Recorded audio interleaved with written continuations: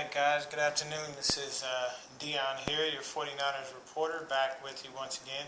I know I'm a couple days late on the post-game breakdown of our loss to the Chargers, unfortunately. Been a little busy, been a little tired, just started a new job, so we're trying to focus on that. But I'm back, I'm going to keep up with everything, and I'm going to give you some of our unfortunate injury concerns after this week, as we already have injury concerns. So, who's questionable for next week is going to be basically the core of our offensive line. Joe Staley, Mike McGlinchey, and Weston Richburg. That's our left and right tackle, and our center, which is no bueno at all. And they're all questionable with knee situations. Hopefully everybody will be okay. Looks like Breida went out, but he came back in, so we're not going to worry about that. Pierre Garçon has a little issue with his ankle, which if we lose Pierre, it's not really losing much because our leading receiver is George Kittle. So that's not bad. Marquise Goodwin, of course, again, with the hamstring and the thigh issue. Dante Pettis, he'll be out this week, so we won't have him. Hopefully that gives us a chance to go ahead and get our guy Richie James Jr. in the game. Victor Bolden has been a topic of discussion because we got to figure out what we're going to do with him, because he is going to come off the 4-game suspension. But as of right now, it looks like KB, Kendrick Bourne, has been the guy. You know, he's been scoring touchdowns. He's been doing fairly well. So, inside the red zone, he seems to be, a prime target, and he's able to score anytime we get him there. So that actually looks good. Next up, we've got Solomon Thomas with the shoulder injury, but he should be fine. We got Tart. He is expected to be back in week 5. He has missed the last 2 games with a shoulder stinger. Anton Exum has played amazing in his stead. So I honestly am, not against anybody. Don't want nobody to lose their job. But forget it, Tart. You can sit on the bench. Exum's been playing amazing. We don't need you to come in and mess that up. I figure we should be good. Richard Sherman's already going to be out. We know that because of his calf. So we did lose to the Chargers 29-27, and one of the things that plagued us in that, as usual, is our tackling. Tackling was horrible. Kept missing tackles. Once again, it's the same crap that we wind up in every time. We wind up lunging at people rather than trying to tackle them.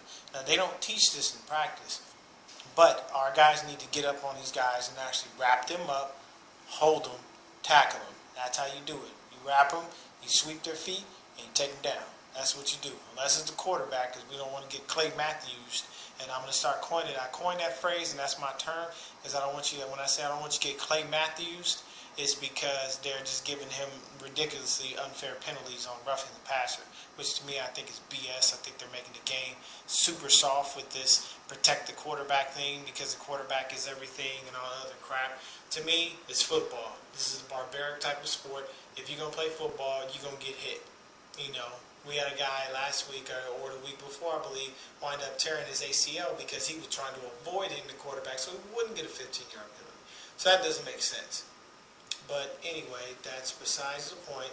So let me get into our stats for the week as far as defense and C.J. Beathard, because C.J. Beathard actually did a wonderful job when he was in there. And Beathard fought hard. We only lost that game by 2 points.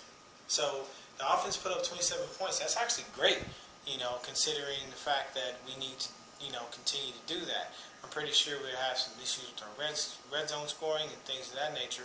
But in general, we just got to be smarter about this. So we are going to go and take a look at these stats. So very simply and plainly put, C.J. Beathard was 23 out of 37 for 298 yards, 2 touchdowns, and 2 interceptions. One of the interceptions was not on him, because the pass was tipped, so there was nothing he could do about that. The receiver should have caught the ball, period, point blank. We've had a lot of issues with that as well, where receivers are dropping the ball and not paying very close attention. So, you got to catch the ball. If it comes in and touch your hands, catch the ball, secure it, come down with it, that's it. Matt Breida, our rushing attack was horrible this week. Matt Breida had 9 rushes for 39 yards. C.J. Beathard had 7 for 19. Alfred Morris only had 4 for 14. We had a total of 76 yards rushing.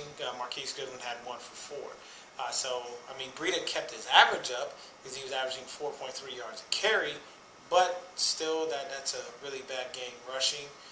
We actually, on offense, as I stated earlier in the video, who other than George Kittle was the leading receiver. He had us up. He caught 6 passes for 125 yards.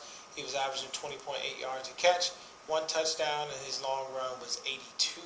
So, technically speaking, from a mathematical standpoint, he wasn't really averaging the 20.8 yards. That was just the way it was because of that long run for 82 yards. So basically, he had 40 catches over five other passes. I want to say so 43 yards. So I would say he did his thing. He did his thing. I can't knock him for that. 43 yards over 5 catches. I believe that's an average of at least almost 9 yards a catch. So that's still a first down just about every time he catches the ball. Either way, Pierre Garçon had 4 catches for 52 yards. Of course, guy I mentioned earlier as well, KB Kendrick Bourne, 3 catches, 34 yards, 1 touchdown. If you play fantasy, that 1 touchdown is 6 points. Every 10 yards is his point. So, I mean, he can get you a little, if you need a little guy who's a little sleeper, you might want to pick up KB.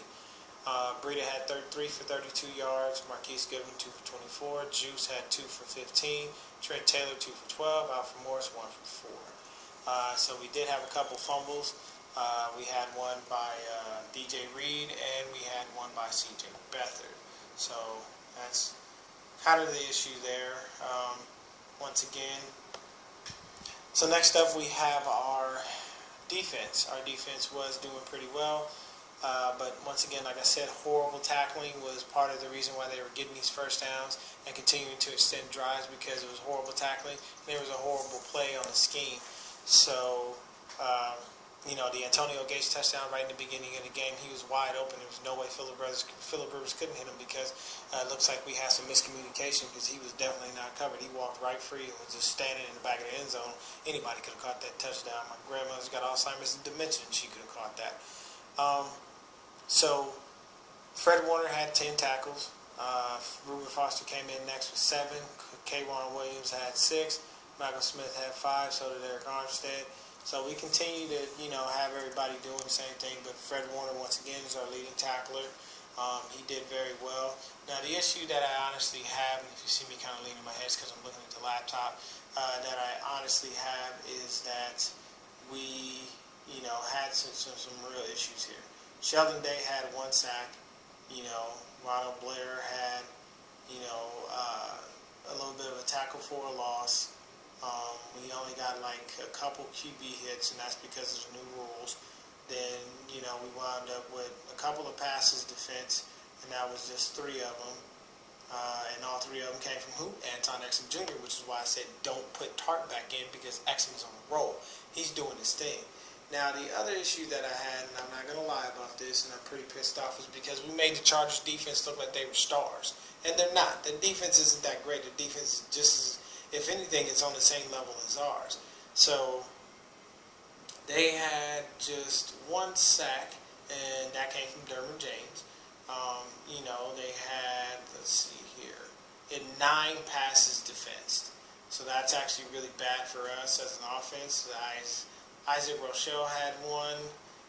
Let's see here, 2 from Derwin James, 2 from Casey Hayward, 1 from Damian Square, another from Trevor Williams, Tavius Brown.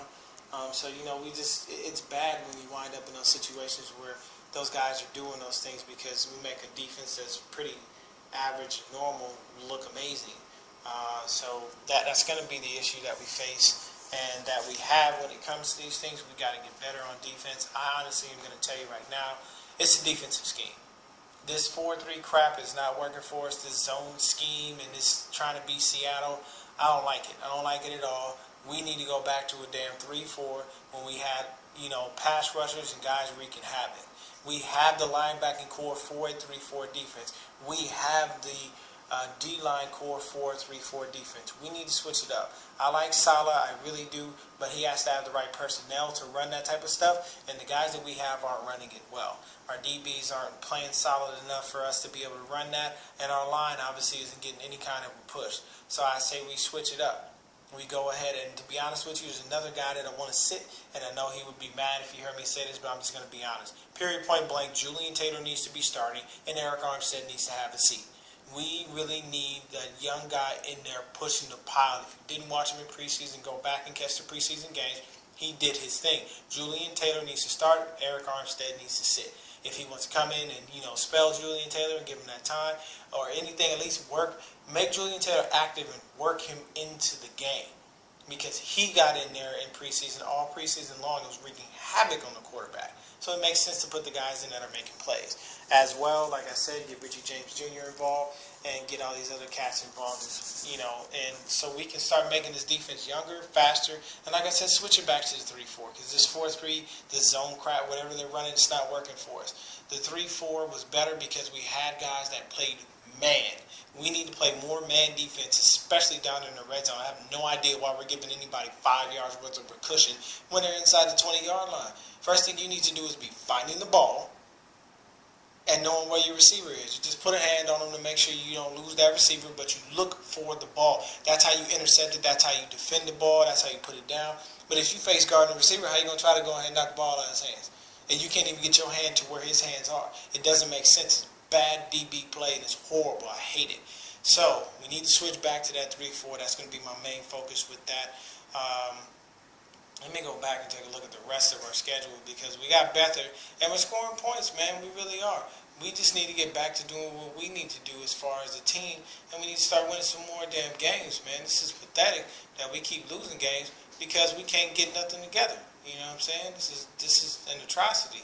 So our next game is going to be against the Cardinals. Now, we are at home in Santa Clara against the Cardinals, and that's going to be this Sunday on the 7th. So, what I can tell you is, let me see, so it'll be this Sunday on the 7th, and the beauty of that is it'll be on Fox, and I can watch it because we'll broadcast the Cardinals. The thing is we need to go in there and shut down Josh Rosen. But we have to be worried about Arizona's defense, because you got Chandler Jones, you got Deion Buchanan, you got all those guys, and their defense has been playing well. Patrick Peterson is still there. He's a beast. They still got Larry Fitzgerald, the ageless wonder, a receiver. Like I said, they are ushering in a new era. We got to stop David Johnson. So there's going to be a few tasks that we have to have when it comes to that, but I don't think it's going to be too big of a deal. So we'll have Arizona, then we've got Green Bay at Green Bay, then we got to play the Rams. I'm going to call that a loss right now because the Rams are just too hot. Then we go ahead and play the Cardinals, and they're here in Arizona where I currently live. I'm going to definitely try to get to that game. We'll have the Raiders. I'm going to call that a win. We'll have the Giants. I'm going to call that a win. We'll have the Bucs. I'm going to call that a W. Then we got the Seahawks in Seattle. Now, that's the game that we really need a W because we never can beat them at home. So that's going to be a hard sell. So I'm going to go ahead and waver on that one. It might be a win, might be a loss. We got the Broncos. That's a little iffy. Maybe, maybe not. But I'm going to go ahead and give us a W there. Then we got the Seahawks at home. I'm going to give us a W there because we're at home. And then we got to play the Bears. They're running hot. And then we got to play the Rams. So we can win, most of our games right now. So basically we are 1-3. We've already finished the first quarter of the season. So I'm going to go ahead and make us, against the Cardinals, I'm going to go ahead and say we wind up 2-3. Then against the Packers, I'm going to have to say we wind up 2-4. Rams will wind up 2-5. Then we play the Cardinals again. That'll make us 3-5. We'll play the Raiders. That'll make us 4-5. We'll play the Giants. That'll make us 5-5. We'll play the Bucs. That'll be another W. That's 6-5. So we're above 500. And then we've got several other games left after that. We got to play the Seahawks at Seattle. So that's 6-6. 7-7. I'm going to take us a win over the Broncos. 8-7 over the Seahawks. We have to fight with the Bears. We can at least get to 9-7.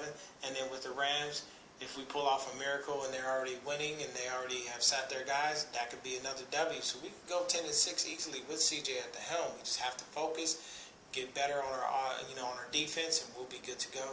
This is Dion, your 49ers reporter, signing off. I'm going to say peace. I got to hit this gym and get my swole on. Y'all stay blessed. Be easy. Go Niners.